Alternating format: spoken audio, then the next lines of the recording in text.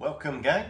So today I'm going to do a recipe which is braised red cabbage. It's really good to go with a roast dinner or Christmas dinner coming up. Lovely in this in the winter months. Absolutely delicious. It's really simple and easy recipe to make. So if you're rubbish at cooking, you can make it. Equally, if you're rubbish at cooking, check out James May's new series on Amazon. It's really interesting, nice series for those that can't cook, although he does use some gadgets which not everyone has. Obviously I won't do that, but yeah, check it out, it's good. So simple braised red cabbage. The ingredients are here, I'll show the menu later, and we'll go from there. But first of all, we're just going to cut up, dice up a red cabbage. All very simple. Just into nice chunks. There's nothing complicated in this recipe, but it's because of the aromatic flavors, it gives a really nice flavor. So I'm going to add that chopped red onion into a pan with a nice chunk of butter. It really helps the flavors, carries the flavors through it. So I'm going to add that to a pan. And to stop it burning as well, I'm just going to add a tiny bit of rapeseed oil. I'm going to heat that now.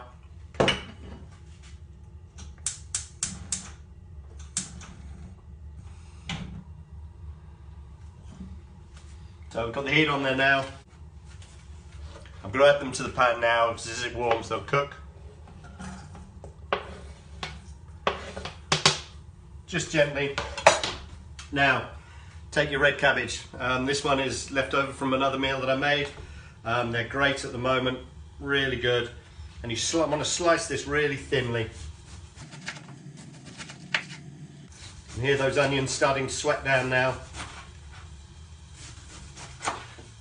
So when I say sweat down, they're not burning.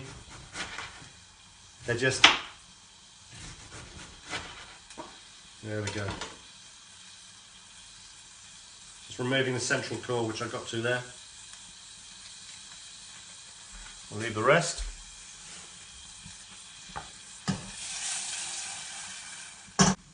Right, now I have my red onion all prepared. That's just ready to go into the pan. Introduce the pan, just gently sweating down. Probably a little bit too much at the moment. Just turn the heat down a little. Just going to give that a few minutes, and then we'll go in with the red cabbage. In the meantime as well, I've got an apple here. It's just a normal apple. I've used half of this for a mulled cider, which is delicious again at this time of year. Really makes Christmas lovely. I'm just going to chop it up into chunks, leaving out any pips or any of the chewy stuff in the middle. Nicely into chunks.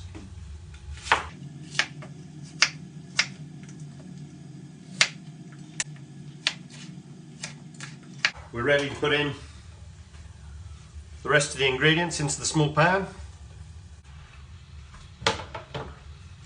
Don't worry that it fills the pan.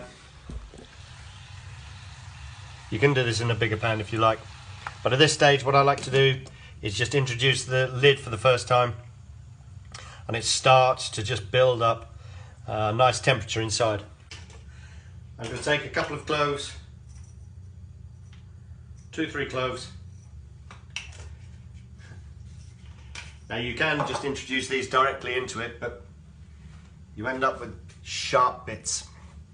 So what I suggest is you just crush them, chop them to a fine powder like that, and then just introduce that into the pan. Also, I'm going to take a cinnamon stick, broken it, and just introduce that into the pan as well.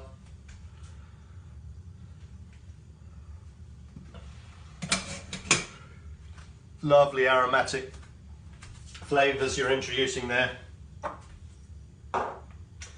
And the two key ingredients, sugar and vinegar. Now the vinegar, I would prefer to use red wine vinegar, but I've got white wine vinegar here. And I'm just going to add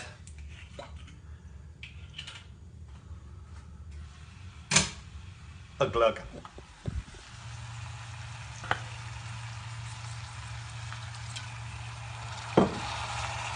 And you hear a normal dessert spoon of sugar.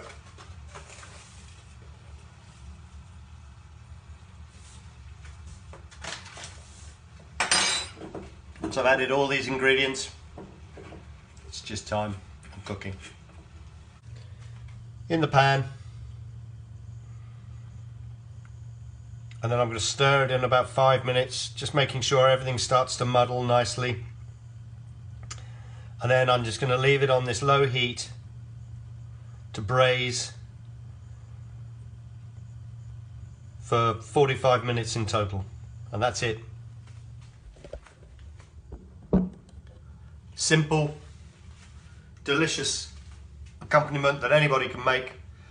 You can accompany any roast dinner, Christmas dinner, done in seconds.